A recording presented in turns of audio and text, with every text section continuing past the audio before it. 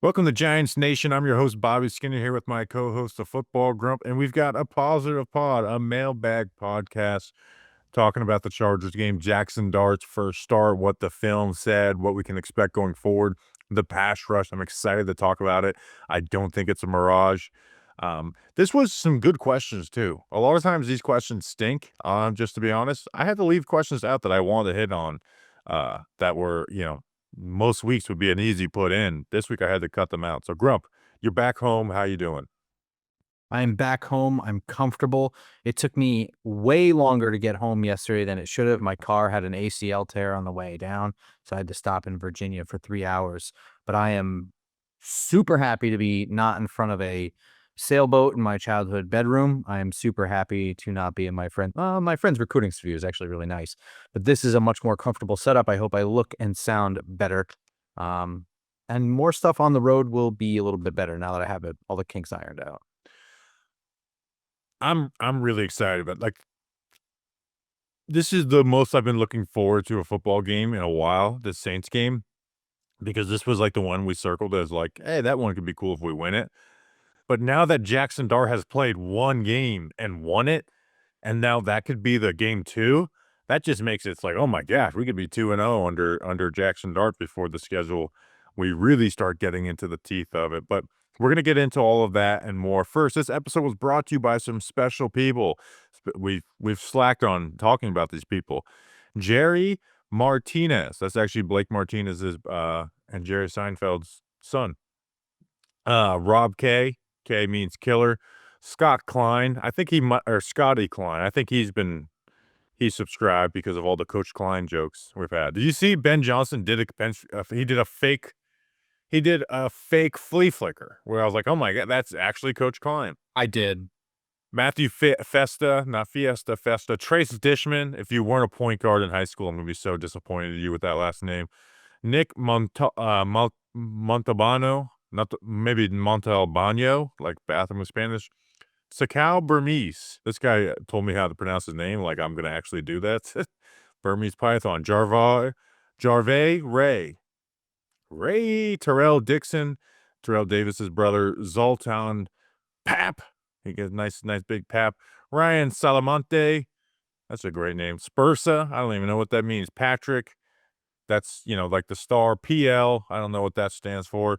Brett Galileo. John Zingalis.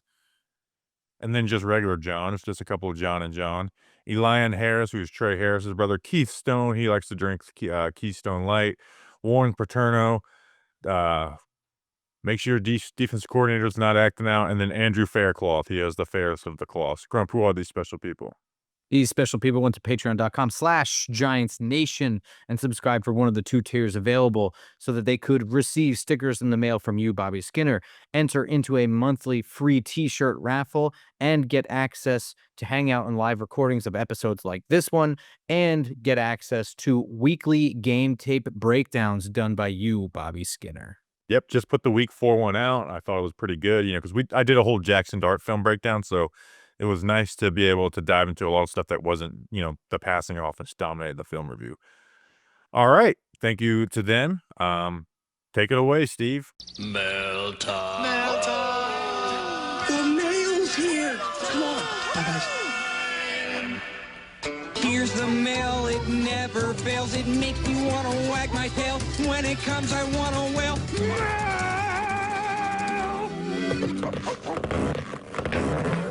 Thanks, Steve from Blues Clues. Grump, let's get into the mail. First letter in the mailbag is from @JZim8296 and says, do you expect the playbook to open up throughout the season for Dart? They ran him like DJ this week, but I'm unsure if that's to get him comfortable or deal with perceived limitations. So I do want to talk about like Jackson Dart as a whole of, film analysis of what he looked like in his first game and going forward. And 111 passing yards and 54 rushing yards and no deep completions, like on its face value, that's nothing to go crazy about. And I kind of agree with that, even though just looking at, the spray chart doesn't do it full justice.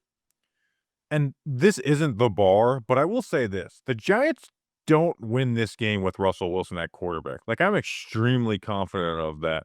And this is where the running as much as he did, I'm not gonna say it doesn't bother me, and it's not a sign of things to come, but a lot of the running was out of necessity for Jaxson Dart, or at least the good runs, because we talked about in the pregame show, the preview show, that the Chargers flood the zone, right? So you run these zone beating concepts, they're gonna send an extra guy into that to make sure you don't have any of their defenders in conflict.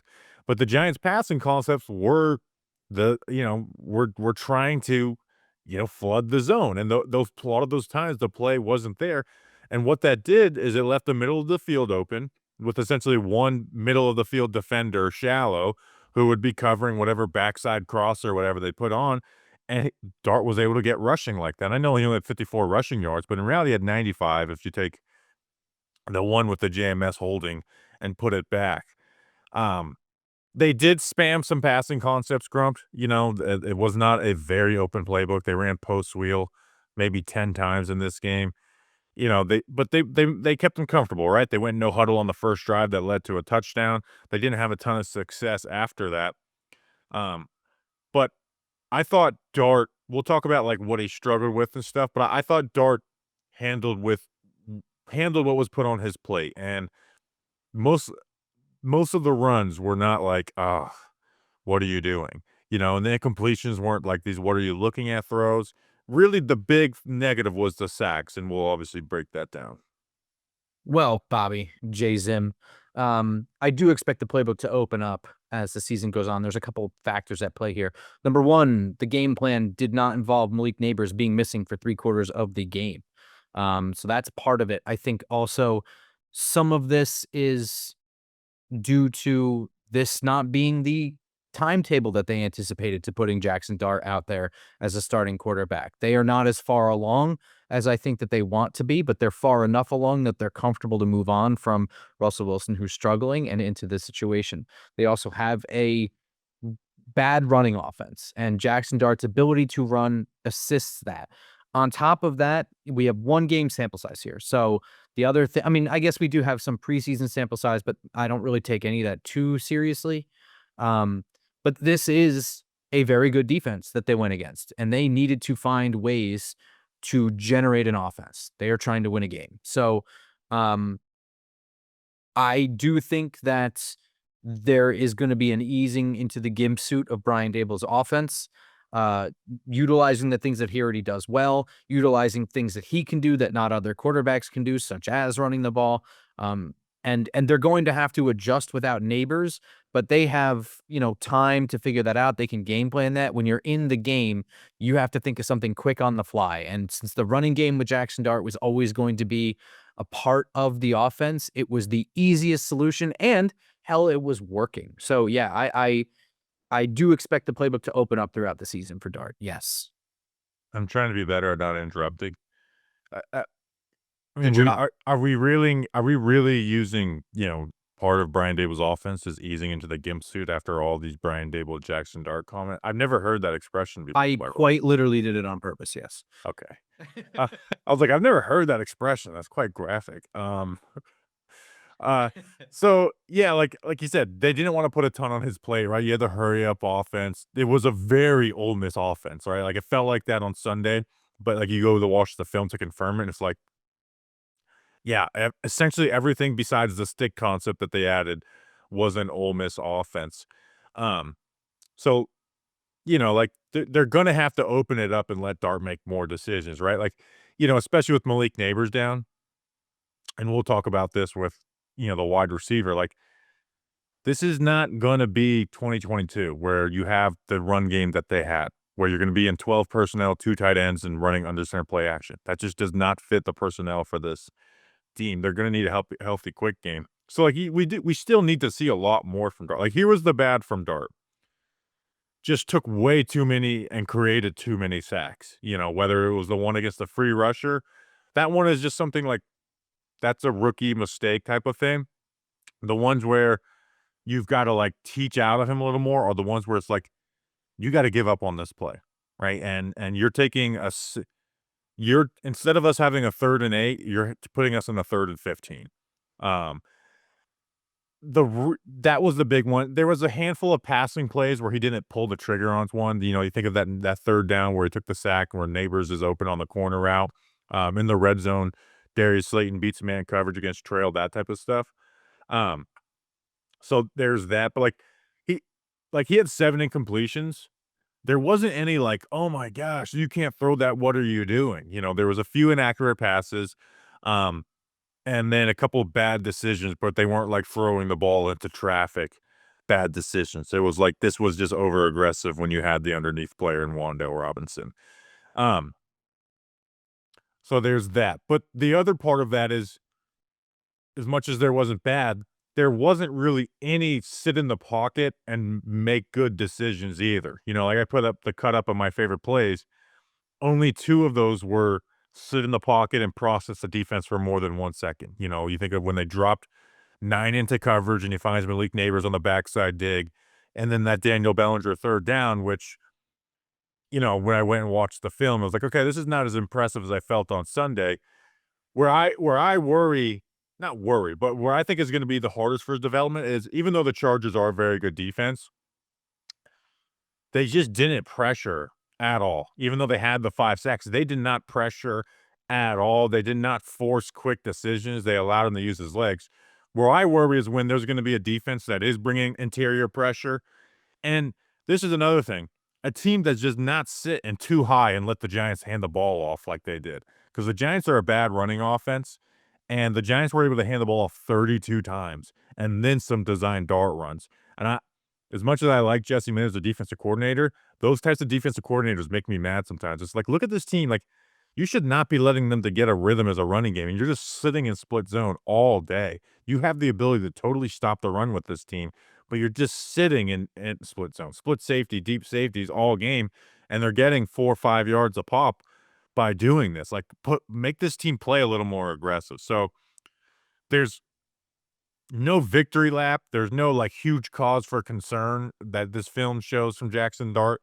It's just, it was game 1 and there's so much more to see. But I did come away saying clearly a couple of things. One, they don't win that game with Russell Wilson as quarterback. He needs to not freaking throw the craziest stiff arms in the world. He needs to go down. But the rushing wasn't simply just oh, this guy's running around not knowing what to do. It was there. It was on the tape. It was good that he ran. He made some quick decisions doing it, some third down conversions, and then obviously the draw touchdown. So again, when we're talking about the story of Jaxson Dart, I think the first game is not going to be a big conversation with it, good or bad. But I was satisfied with his rookie performance, his week 1 performance. Game 1 performance. Finally got it right. Gimp suit and you're satisfied. Second question from @AVMail1. Bobby correctly pointed out the offense versus Dallas wouldn't be repeated. Is the pass rush versus the Chargers backups also a misleading mirage? So it's not a misleading mirage, but the Giants had 2 sacks, 12 quarterback hits, and 13 pressures individually on Sunday. Will that happen again? Maybe. It actually can happen again, but it's not going to happen often like that. One, the Chargers' offensive line was terrible. And for some reason, they kept on using 5-man protections, which was really dumb, especially when the Giants were putting 5 guys on the line. Well, you really think you're going to block all these guys one-on-one? But the pass rush is no mirage because we know how talented it is. And they were good in the first 3 games. This was just their best game. After a quarter of the season, Brian Burns is first in the NFL for sacks with 5. Abdul Carter is 4th in the NFL in quarterback hits. And then when you look at their total sacks, hits, and pressures, Brian Burns for edge is 9th with 20. Abdul Carter is 11th with 19, and Kayvon 16th with 17.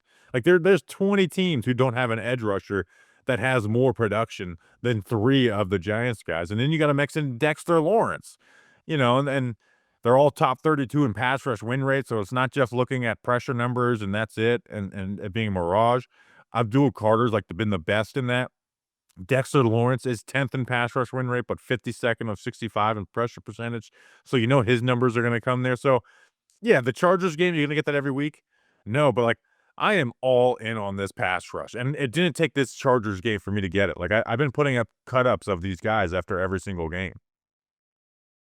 I'm going to say partially yes. There are two things that worked in their favor for this to generate such high numbers, and not even just the numbers. I mean, just the eye test. Justin Herbert was clearly flustered throughout the entire game, and number one, a busted up O-line. I mean, this is Chargers' worst nightmare O-line situation. You have your right tackle having to play left tackle for the whole year. He goes out. Your right tackle stinks. Your right guard is back up also.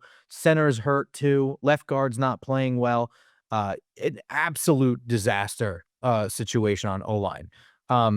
Will they encounter another O-line that's that bad throughout the rest of the season? Probably not, possibly, but I don't think so.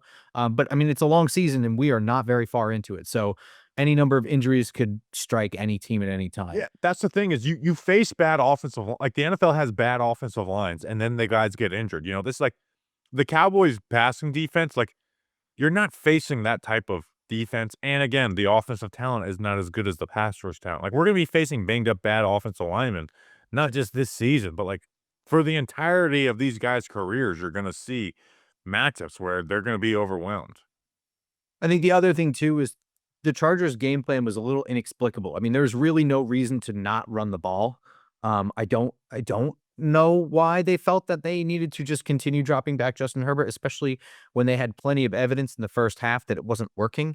Every time they ran the ball, it went well for them. So I'm not sure where the stubbornness comes from, but I don't think that they'll likely. I think in the same vein as the Dallas game, right, where you have a defense that was just going with a game plan that didn't make sense and wasn't working and did not cater to their strengths. You had an offense kind of doing the same thing. Although I will say, I don't know what their strengths are right now. Justin Herbert has been playing electric up till, now. But it just doesn't make any sense to me. And I don't think that we're likely to see that combination. I'll say this, though, to get off the Mirage thing and into the Giants' pass rush is kind of for real. It is kind of for real. These guys have been good so far all year. We're seeing the numbers be exaggerated in this situation. We also saw the Giants playing with a lead right from the get-go. The Giants never trailed in this game, which makes calling your defense very different. We saw decisions to rush 6 guys from Shane Bowen at times in this game. We also saw a lot more stunts being run. I hope that stuff sticks around. That may be related to, the offensive line health. It may be related to the game situation of playing with a lead. Double the stunts of they had twice the amount of stunts in this game than they had all season, according to Doug Analytics. Yeah, so I mean, I think it can be only. I think it can be as much as a mirage as they want it to be, but I don't think they want it to be that way. I think that if they play a little bit aggressive like they played in this game defensively, then those numbers can go up. And honestly, I think Justin Herbert did a really good job keeping those numbers down. Yeah, he did. I mean, for him to only take 2 sacks in that game is phenomenal. Now he did throw 2 interceptions. Well, one of them is kind of fluky. Here's the thing is, and I talked about this on the film review. If Dex doesn't intercept that pass, I think Nubin, at the bare minimum, breaks it up. Like he could have had a play in there too. And then the Phillips one was like, that was all pressure. Like if he's not getting pressured by Brian Burns, Justin Herbert is not throwing an interception. Well, he's not even throwing that ball because the receivers collided and everything. Yeah, like he forced it because of the pressure that was, coming down the pipe. So it's like one of those things where it's like, all right, if you want to get the ball out quick against a team like this, then you're going to probably make some mistakes getting the ball out quick. And here's like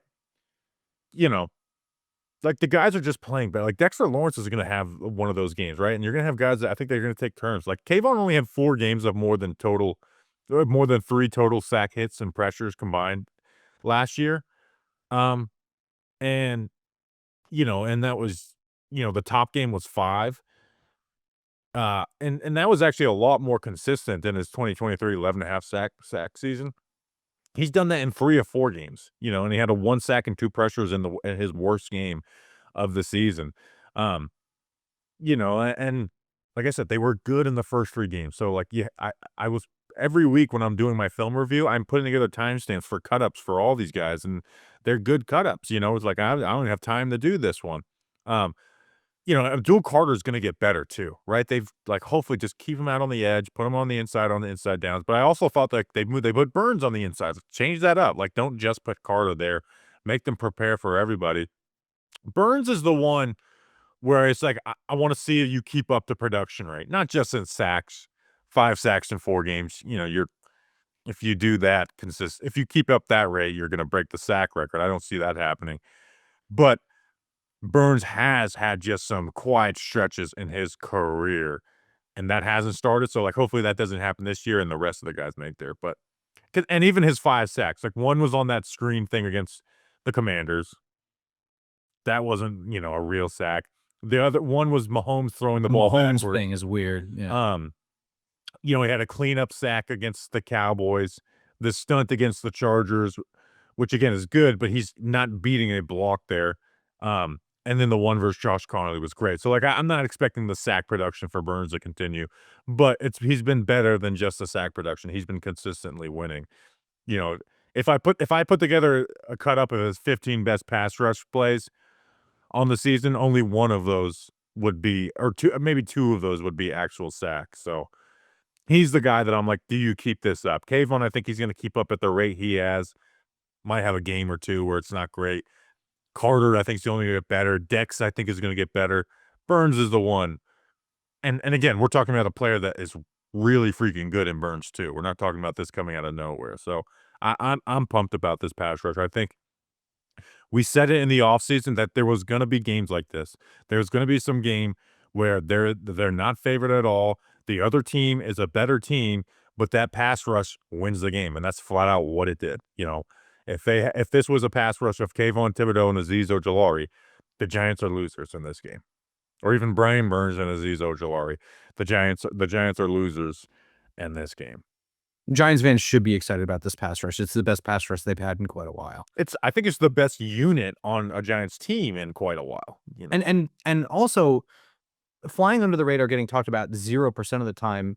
Victor Dimukeje is hanging out on IR that can be elevated at any time. And, that's not really a name that's going to generate, excitement like 10 sacks or whatever, but it's just another set of fresh legs that's a pass rush specialist that can just keep all of these guys as fresh and healthy as possible. And having a rotation like that does help guys' long-term health for the season, et cetera, and keep this kind of thing up.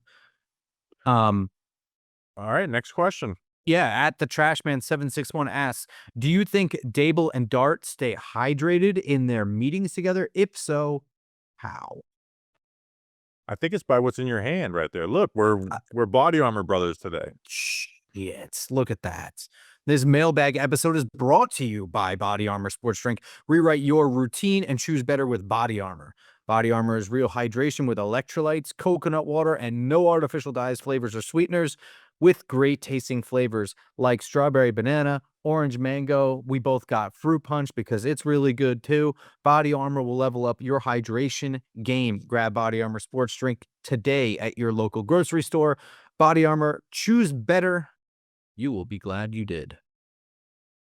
Be glad you did. Next question. At the Wiley Scott asks, are you pro or con for going out and picking up another wide receiver on the waiver wire / trading for one? So here's my view of upgrading the receiver room, because I am of the opinion that they need to. But it's not upgrading wide receiver 1, it's upgrading wide receiver 3. And that's, and maybe you're differentiating. Obviously, Malik Nabers towards ACL. That's why we're doing this.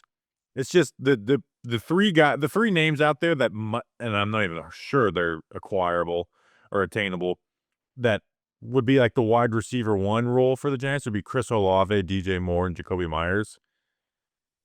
Chris Olave's got serious injury issues, and I love Chris Olave.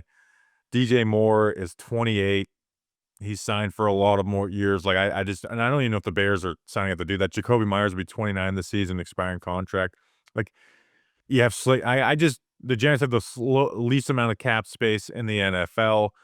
Slayton signed through a few more years. I just don't look at that as a realistic option for a 1-3 team. But wide receiver 3 is where I want to upgrade. Maybe Bo Collins ends up being serviceable, But we talked about before how this is not a 12 personnel under center play action team like 2022. One, Dart is not used to that at all. You don't have the run game that Saquon brought. You don't have the respect that Saquon brought. And 11 personnel was I can't do it with Jalen Hyatt. Like I said, maybe Bo Collins can be serviceable in that. But Jalen Hyatt messes up your passing game if he's out there all the time. Like he runs one route. You kind of always have to put him on the backside of progressions. And even then it's hard to put him there because it's like, all right, just run a vertical, run an alert. Because like you ask him to run a dig, unless you're playing a soft zone team, he's not going to be in the right place in the right time. He can't beat press, or you can't put him on the front side of stuff because he's going to mess up the spacing and the read for the quarterback. I really think they should look to find a wide receiver 3, Grump. Yeah, I mean, I agree. Let's start with the wide receiver 3 thing. There's no reason not to snag Isaiah Hodgins right now, and that's not just recency New York Giants bias. He's legitimately more useful than Hyatt right now, and I'm not trying to dunk on or continue to bury Hyatt. It's just kind of a fact. I mean, we said it when we were talking about wide receiver 4 at cutdown day. So, as far as trading goes, I always think it's okay to put your feelers out there and see what's going on. You know, Justin Jefferson for Russell Wilson, who says no, but don't go crazy. I mean, let's be serious. You have to operate like you're going to be the general manager next year, no matter what fans want, no matter what the owner wants. That's how you have to operate. And you have to remember that there are so many serviceable wide receivers that come out in the draft every single year. And some of the guys like Jacoby Myers, I think their contract expires this year. So some of the guys you're talking about trading for are available next year anyway. And so really what you do need to do is just move Darius Slayton into the wide receiver 1 role that he can do at a decent rate, and upgrade your wide receiver 3 role so that you have, you know, a handful of guys that can kind of give you similar production. You know, the only wild card I would say would be Odell Beckham, who is absolutely available. You know, I don't know. I don't know what you do with that, because it's very hard to just be like, he's willing to come here on $1 million contract. You know, it is difficult to say no to that, isn't it? He's going to be 33 this year, you know, and he did. But you're only talking about this year when you talk about something like that. I know, but what I'm saying is he was really bad in Miami. He'd been off the injury. Anytime Odell has come up on a mailbag, and it's come up more than you would think since 2019. Oh, I'm not shocked. I've had the strongest opinion of like, nope, stop it, whatever.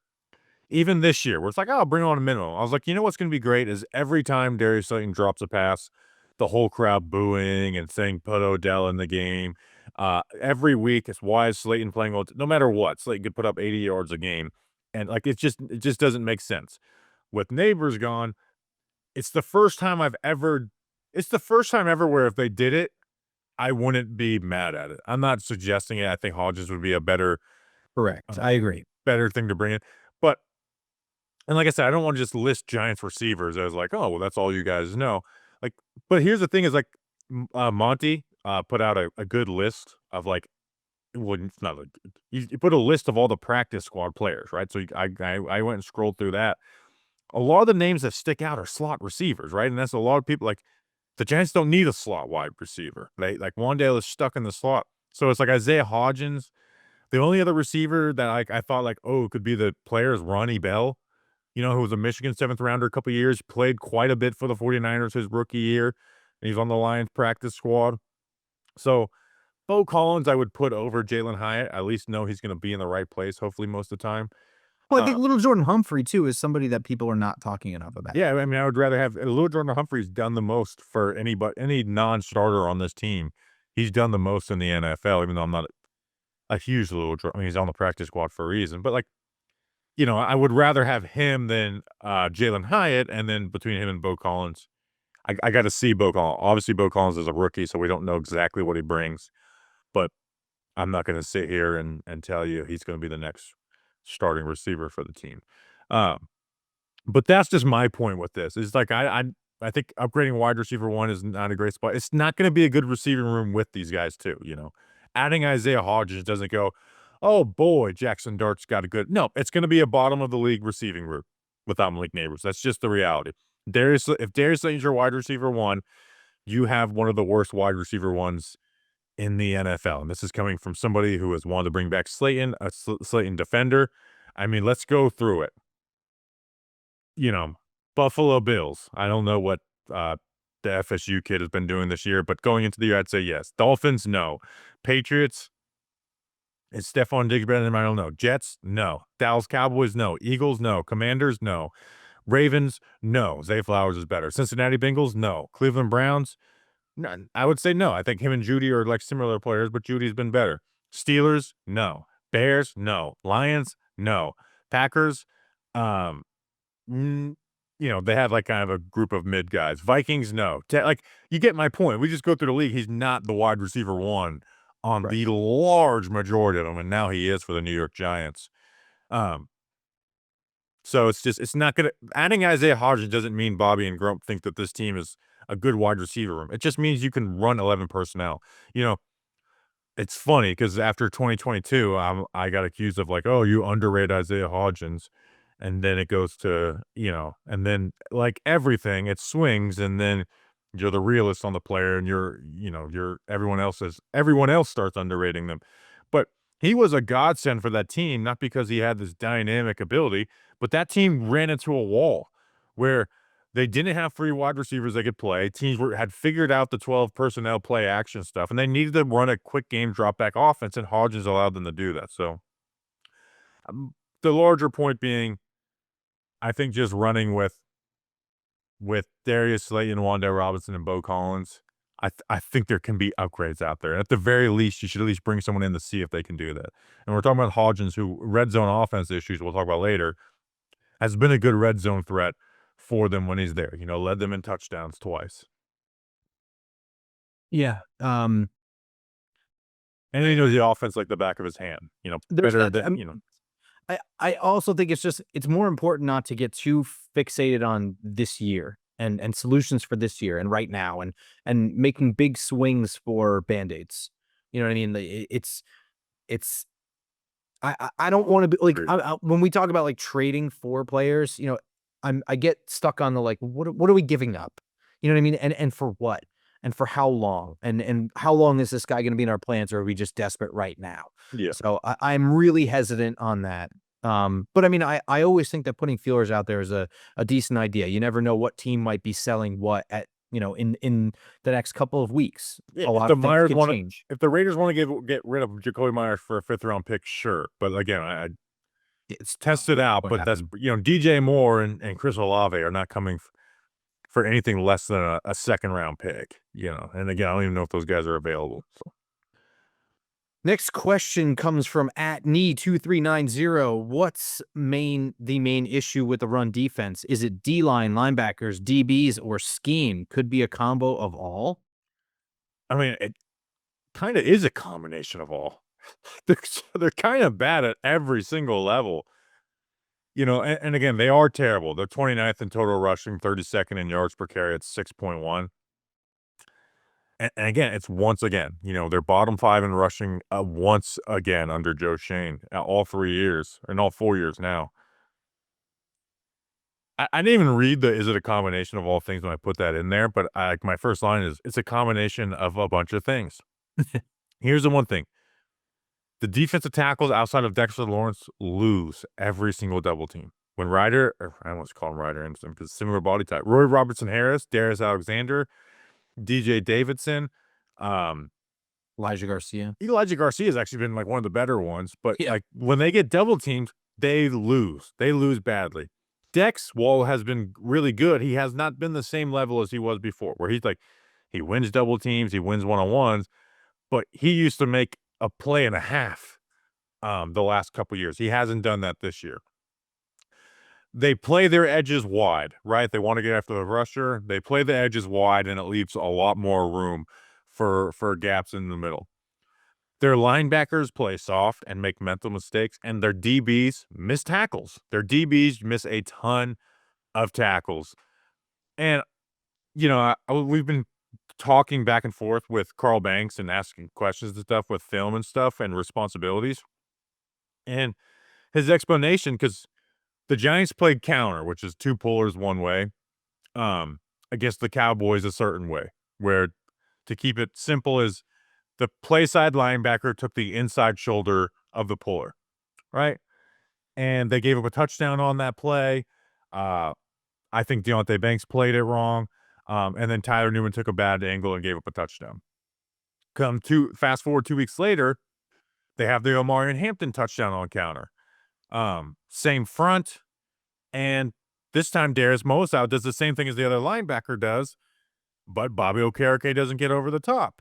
Tyler Newman takes a bad angle. He took a bad angle, so it's like, and that takes a bad run and turns it into an explosive touchdown run. And it's just like the explanation is like, well, the way the front side linebacker plays it is on the relationship from the running back and the offensive lineman. So, but the linebacker is making the mistake, a terrible mistake. That to me, that's a terrible way. Like, that's why this team gives up these explosives all the time, is because if that's the case, they need to give themselves set rules. When we play counter this week, you can change it week to week. When we play counter of this week, you go there, because having them play it and read it like that is leading to explosive runs. The DBs don't know where to go. It's hard to declare, like, they're not left to declare, and they're playing two ways, and then they're getting beat. Tyler Newman's playing bad angles. The idea that he didn't take a bad angle on that run was freaking me out. Like, are we serious right now? So, like, it's just everything. It's like the run defense is not putting them in situations to win. The linebackers are making mental mistakes. No matter what you're saying, the responsibility is they're making mental mistakes a lot. The edges play wide. The defensive attack, like, it's a combination of everything. And it's terrible. And we talk about, like, the Chargers being like, here's the reason why the Chargers could be an outlier. Because teams just run the ball on the Giants. You know, not because the pass rush isn't capable, but because the Eagles are going to be like, we will run at you all game long, and we're going to win that way. So that's how this pass rush is going to be neutralized. Not because they're being overrated or anything, because teams are just going to run the ball, and that's what teams have done. Yeah, it's really hard for me to add anything to that. You nailed everything. The defensive line is just not winning the double teams, so they're getting wiped out. This linebacker group was not good coming into the season. Not only were the starters not, the envy of the league, they were incredibly thin. And I had said early on that they were one injury away from Darius Musow starting. And as soon as that happened, I said they were one injury away from, I don't even know, Chris Board starting. We were in dire straits there, and we still are. And, aside from these guys not being top of the line athletes or, top of the NFL athletes at the linebacker position, they are making mental mistakes. They are jumping the wrong gap. They're leaving giant holes open. And the defensive backs are terrible trying to make tackle. I don't know if one of them is good. I mean, and again, Drew Phillips maybe is the best. Oh yeah, Drew Phillips is the best. Here's the thing: is Newman. I had so much more hope for Newman this year, and I haven't given up on him. Maybe that's my stubbornness to give up on a player. But, like, he's missed the most tackles in the NFL this year.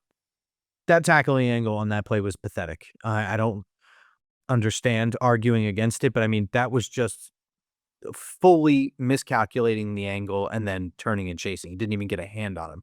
Usually a bad angle, you don't get a clean hit on the guy, and you can only get like one arm on him or something like that, and you kind of have to dive. Didn't even get a hand on him. Just completely missed. And I'll even add that the scheme doesn't help. You know what I mean? I know you're talking about, like, watering it down to be set rules because we're making mental errors, but just in general, this is not a scheme that is overly aggressive, and is, doesn't keep offenses guessing. Yeah, I did lie. Newman has the 6th most missed tackles in the NFL. Please forgive me on that. So yeah, I mean,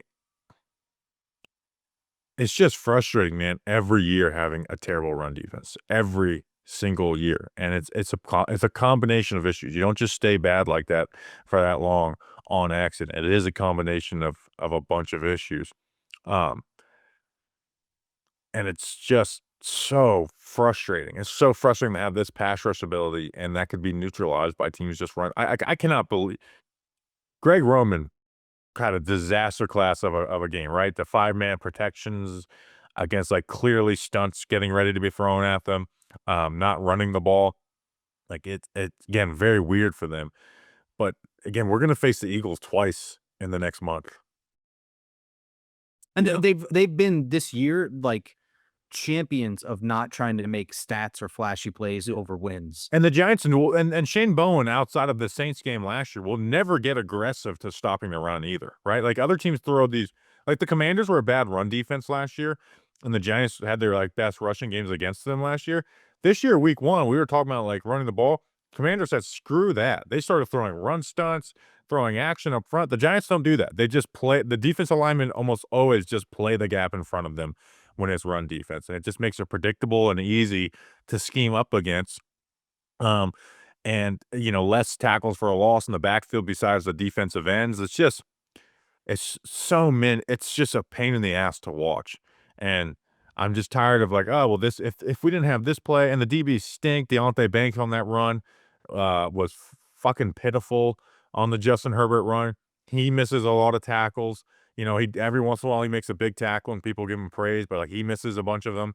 Well, the one on the Herbert run, he just lost contain entirely. It Yeah, wasn't even a bad tackle. It's just bad playing. no, agreed. And again, he just also just misses tackles too, where it's just like he just dives at ankles and guys run right around. It happened in this game. Newman again is getting bullied. Holland isn't anywhere to be seen for the most part. It's just Debo got taken for a ride. yeah, and Adebo's always been like a bad. We talked about that on his recap. It's like yeah, he's not the best run corner in the NFL. So this is what they get. Next question. Jenksy asks, Darius Alexander is now our defensive tackle too. What have you seen out of him so far? How about that, dude? He went from inactive to the second most defensive tackle snaps in just 3 weeks. Nick Filato did a cut up of all his plays, Grump. I thought against the Chargers, he wasn't out there like dominating as a pass rusher, but like you started to see him use his length pretty well. Like it was just like, this is the guy who is long and strong here, where he was like using his hands kind of well. He still stinks in the run game. And it's not like his pass rush game was like, oh, look at this. Like if I put together a cut up of his 5 best plays, people would be like, why are you doing this as a cut up? But like he's made progress in all 3 games that he's been on the road, where his first game was terrible. Last week it was like, this isn't so bad. And then this week you saw him actually have some pass rush ability. The run game is still terrible, and it's not crazy improvement for a guy that's 25, but there is improvement. So hopefully it continues. But yeah, I mean, again, he went from healthy scratch to the starter, and again in 3 weeks. I think the jump off the ball is still inconsistent, but it's not nearly as bad as we saw in the preseason. He's also not lining up 3 yards off the line of scrimmage like he was. To me, the biggest difference has been the hand usage, right? You can see that he's using his length pretty well. He's replacing his punches really, really well and quickly. He looks best right now in a like straight up on a base block on an offensive lineman, just hat on hat. Really good at driving his feet and constant hands. Just every time they get solidified, just keep replacing your hands, keep punching, and don't stop your feet. I think it's coming along for him, which is good to see. But like you said, it was not like this highlight level performance. This is just something that he should be able to look at in the film room and be proud of, and keep putting one foot in front of the other in terms of his development and going forward throughout the season. Yep. Next question comes from @LoganJenis15. We know the red zone offense is bad right now. Do you blame more Dable for his playbook and scheme, or Kafka for play calling? Personally, I put more blame on Dable, but want to know your thoughts. I get Mike Kafka's the play caller, so I put it on him. But I'll be honest, when I was just looking for a red zone offense question, so I'm not going to like break down whose fault it is more, Dable or Kafka. I would put it more on Kafka. So they're 32nd in red zone, although improving this last week. They're at 26% of a touchdown rate. They were 2 for 10 coming into the week, and then 2 for 5 against the Chargers. But again, dropped from 31st to 32nd because I guess the Texans scored 1 touchdown or something. Here's the basis of it. the run game in the red zone is terrible. Right? And I actually went and looked at it, and I'm sure it looks bad too when you look in the whole red zone, but I went the 10 and below, right? Where that's where the run game, you're looking for it to get into the end zone. So from the 10-yard line in, Grump, in 4 games, they have 11 carries, one of them being a touchdown. How many yards do you think they have? It's less than 5. It's 5. It's actually just 5. They have 5 rushing yards on 11 rushing attempts in the 10 in. That is terrible. The interior offensive line just sucks. Guys get blown up. They make mental mistakes. It's just the interior offensive line, even when they don't get blown up, they don't get any movement or push. They just are terrible blocking up front. I don't see that getting better anytime soon. And they didn't have a bad running game against the Chargers. But again, like I said, the Chargers just sit in split zone. The Giants kept on running like power. And it's like, you guys just keep screwing this up, and they're just begging you to run this play, and you keep screwing it up, and Scatterby was turning it into like 4 or 5-yard runs, but these should be explosives. So that's the number one thing is the run. They just cannot pound the ball in. And then I'll say the passing game is just not asking the quarterback to read defense, and maybe that's based on the quarterbacks that they've had, but they're constantly cutting the defense in half, rolling the quarterback out, using screens, throwing to an offensive lineman on occasion. Like, they're not actually ever asking the quarterbacks to make any reads outside of that final, sequence for Russell Wilson in the Chiefs game. Like, they're just not making any reads with the offense they're giving. So it's play calling and the fact they just can't pound the damn ball in. Yeah, we're now looking at an offensive line that contains 4 Joe Shane attained players and one guy that he extended, to his credit. And of those 4 that he obtained, whichever, only one of them is good at run blocking, and that's Jermaine Illuminator. Greg Van Roten He's been struggling a little bit as a run blocker too. But I mean, generally speaking, he's not a bad run blocker, but the other 3 are bad. John Runyon is not a good run blocker. John Michael Schmitz is not a good run blocker. And Greg Van Roten is not a good run blocker. They don't have good run blockers in the middle. I'm wondering if they even prioritize the ability to run the ball. I'm not really sure. There's not much evidence to it. They don't really run creative run schemes outside of the zone read. There's really not much that's creative about their run game. It seemed very much line up and play. And situational. We want to run the ball here, and this is what we want to do. And I think that there's no just like real passing plays in the red zone. Like, everything is this cute, over the top thing. And the thing is that Brian Daboll's been here for long enough now that the cute plays run dry, and people understand when cute things are happening. And sometimes you can get too cute too. I mean, and on top of it, I'll say that the plays themselves may not be the worst idea, but when you decide to call them it's silly. Running a pass to your offensive lineman is your first card out of the deck for a red zone play is just stupid to me. I mean, it's just stupid. And when you run those cutesy things, details are the key on that play, and they just don't mess up the details. Like Theo Johnson, we're trying to get the ball to Wan'Dale Robinson in the flat. Pin the defensive end down. Do not let him get to your outside shoulder. That happens. They can't run a rubber out the right way. So, like, I don't even like those calls, but, like, even within that, they're just screwing it up. So, yeah, it starts with the interior offensive line, though. That's because it's just like, for sure, because if you can run the ball, you don't have to do anything. You ideally, with an offense that works, you should be on the goal line and be like, I have 3 tries to run this right up the middle, and one of those 3 times it will work. That's just a good offense. That's not me being a football hard-nosed guy or anything like that. I mean, it's just a fact. Like, a good offense should be able to move the ball 2 yards forward on 3 tries, period, full stop. And the fact is not only can they not do it, they don't even have the confidence that they can do it, just based on the way they call plays. I wonder if I can do this on NFL Pro. I'm going to look up something, and I can't figure out the answer on this, but I want to see, like, how many of their okay, Google, can you freaking work for press freaking NFL Plus 20 damn times? I wonder how many of their I'm trying to talk and look at this. All right, I guess I'll look. I won't look now. But how many of their within the 10 passing plays actually you have a full field read of the defense. Because I don't think it's very many. While you looked at, I'm not looking it up. I'm just saying I'll probably look that up on Wednesday. So look out for that tweet. That's gonna get that's gonna get follow Bobby 27 Skinner on likes. Twitter. No one's gonna know what the fuck I'm talking about. Next question is from @Dominic Pizzi. Why did Connor Hughes go 50 Shades of Grey on us with his Dable Dart reporting? Was he thirsty? I know we're having fun with this.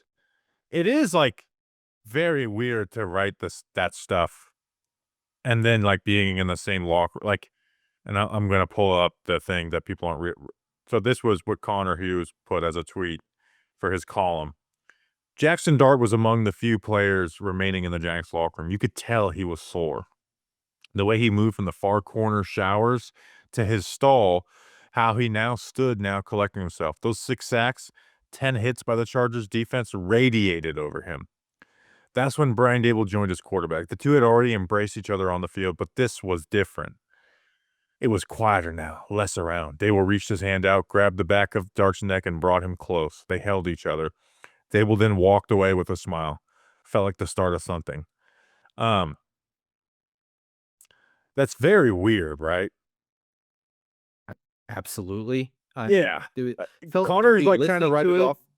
Felt dirty listening to it. Feels dirty reading it. Like I feel like I want to close the tweet because like I don't know where this is going and I don't think I care. Yeah, and I think Pat Leonard might have had one similar while I look it up, but like, and then Connor's like, I'm just like, it's what happened. I was like, all right, dude, you said, the way the hits radiated over him, and then noted on the way he moved from the far corner shower. Like, why are you paying attention to which shower he's in to the stall? And you could just say Brian Dable went up to him and hugged him.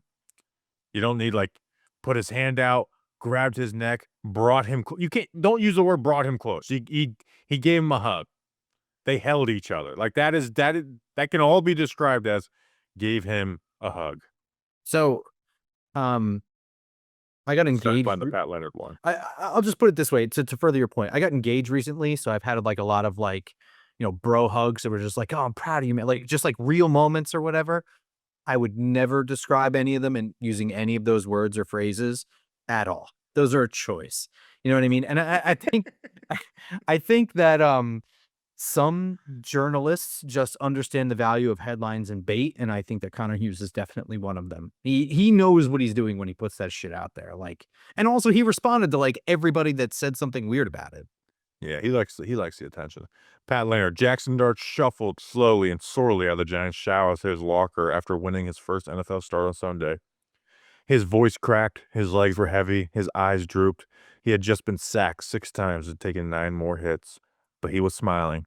Then Brian Dale walked over, grabbed his neck, and hugged the rookie QB. On Dart, it's just, and Trashman, who's the Mr. Brownstone Listener of the Year last year, he said, he's like, they've kind of ruined the Dable Dart relationship because now everyone's gonna make jokes about like how he's got a ball gag and yeah, that's just gonna be weird. So, next question. Next one is @Ghost in BK. Bankruptcy? Well, I don't know. The Giants just got a major investment from the Koch family. Can we apply pressure on the organization to put some of that money towards the maintenance or cost needed for a grass field? Grum, you've done research on this. Talk about it. So I didn't do as much as I was going to, and then I realized because I realized I would just be an asshole. I'll start with this. For people who would rather grass over turf, I am with you. Okay, so I'll just start there. I'm on team put grass over turf.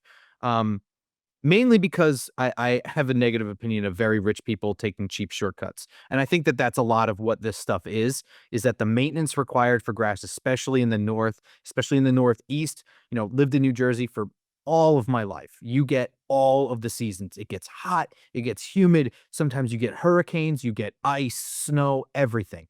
It's a lot of damage on a field where you have 300-pound plus guys ramming into each other, digging their cleats into the ground, grabbing each other by the necks, holding each other close, getting real radiated and sore.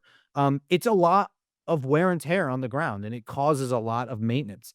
But What I hate is laziness, and people complaining about things are being lazy.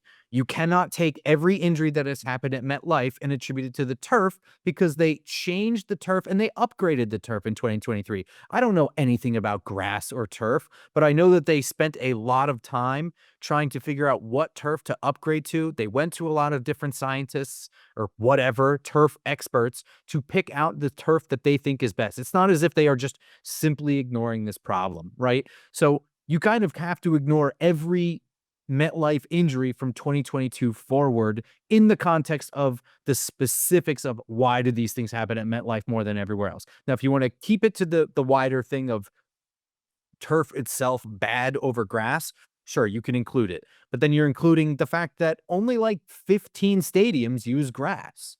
2 of which are getting new stadiums soon in Chicago and Washington. So that number may drop down to 13. We don't know yet. And there's just a simple fact that this is a game of collisions. Injuries happen on all field surfaces. The first thing that always comes to mind is RG3 just buckling in mud on grass field. Saquon Barkley got hurt at Soldier Field.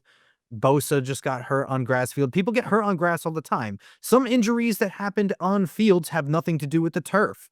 Some people get it's the way they collide with another person.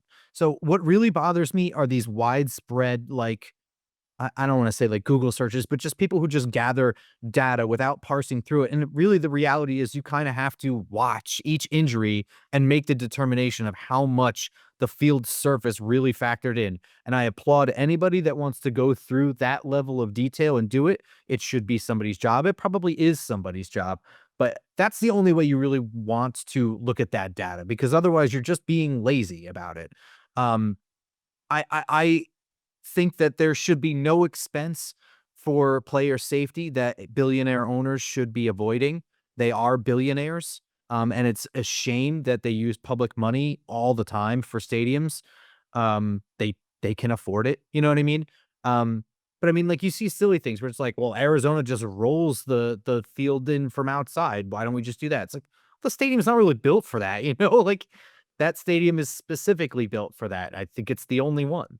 So, you know, I'm with you. But the other added thing here is that, in direct response to this question about the Koch family and the Giants, from what I understand, there is the fact that the Jets are co-tenants and perhaps they're the ones dragging their feet on the maintenance costs and ponying up their half.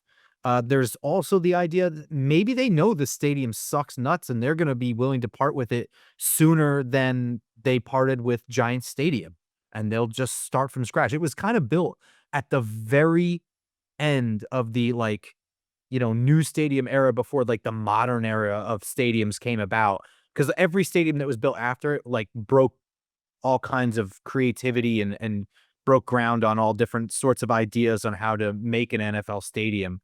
I also see, just as a last point, I kind of did this out of order, but I also see this thing where it's players prefer the grass. Actually, from my understanding, it depends on the player. Some people like the ability to dig their foot in turf and cut on turf because it, gives them the ability to be a sharper runner. So I don't think that that's 100% true either. So there's a lot of things that go into this kind of discussion. And unfortunately, people try to water this discussion down to very black and white, binaries. And I don't think it falls to that category. Well, it's definitely not black and white, and that's why that's one of my least favorite subjects, because you can make an argument of it's not its fault or it is its fault, and no one can say you're wrong with full evidence. And I think the strongest point is they did change the turf, because before that, the rate was terrible, and I pulled up the tweet that someone was since 2019, at least 16 players have suffered ACL, Achilles injuries at MetLife, the most in the NFL based on data, and people are like, oh, but that means that's because they have two teams. Here's who was second, tied for second and third. The Panthers, the Browns with 6, and then the Lions with 5. So you could say two teams, but that means that both those teams in there would be first in the NFL with the Giants and the Jets. Now, there's only been 3 since 2023. So that's 2 full seasons and then essentially, and then 4 games from this year. So not the same rate, but still, that's not a little. So and here's the thing where as much as I don't like, not like one who's like, oh, well, you can't listen to the players, especially when they're talking about like analyzing the game. All the players hate MetLife. Like they that's where I was like, I do lean to them, and and you kind of agree where it's like, yeah, I think it should be grass too, but it's just the way it is. I don't think applying us having a podcast segment on it's going to apply pressure on them to do it or anything. Um, I don't think of myself that highly. Maybe a plane. I will tweet burn down MetLife Stadium as many times as possible. But it's one of those things where I like, if they, again, changing the turf in 2023 is the best argument. Before then, the numbers were staggering, right? And the argument of like, oh, well, it's two teams actually makes it worse, because it's like, oh, so we just happen to have the number 1 and number 2 teams. If you just look at it by which team it happened against, like, that's crazy. But it is doable. I mean, they're doing it for the World Cup. Like, so like this idea, oh, well, they can't do grass. They can't do grass because it's expensive and because they want to do concerts and all these types of things in there. And that takes, like you said, a ton of maintenance, where turf does not take anywhere near the same amount of maintenance. So it is, like you said, it's them being cheap. Yeah, and I just want to further, we're coming up on 20 years of this stadium being active, just for the record. So the idea that they may just be kind of, for like, I guess, lack of a better term, phoning it in until it's time to retire the stadium and start drawing up new plans, that may really be the case. I know that 10 years is kind of a long time for, because they'll probably not retire it before 30 years, but the stadium sucks all around. So, I mean, they have complaints for any number of reasons. The sound sucks, the concourse sucks, it's crowded. It's not a very good stadium. It's unattractive from the outside. They're not obtuse to these things. They hear these things. So Yeah, it's generally the worst. It's the worst new stadium in the NFL. Without a doubt. Um, Last question is from @RedYeti9, and says, I'm heading to the Saints game for my one Giants trip of the year. What's good in NOLA? What are your pre and post game rituals for away games? And not a question, but I ordered the GNS Dark Side t-shirt in black and it's fire. So before we go into anything, let's work in reverse order. Mine's in gray. I think that's pretty slick too. GiantsFanShow.com. Yeah. That this is my favorite shirt on the site. And I think it looks good in any fucking. I don't think we'll ever top that shirt, but get the Ready the Darty one. Number 2, because we're slow with time. We don't have much time. We won't do number 2. But I have never been to NOLA, so give him an I think he's coming over from the UK too. If I know Red Yeti. I can give Cranky's favorites because I have not been there myself. Oh, I thought you had been there. All right, so they Yeah, but- what are bad people to ask? No, but it's okay. Cranky's been there numerous times. He said his favorite bar is the Old Absence House, and his favorite restaurant is the Acme Oyster House. So that's at least something to go off of. But enjoy yourself, man. Try not to spend too much money. We're gonna win. We're gonna win. All right, that's an episode. We'll be back on Friday for a preview of said Saints game. I'm very excited for it. We will see you then. Until then, let's go Big Blue.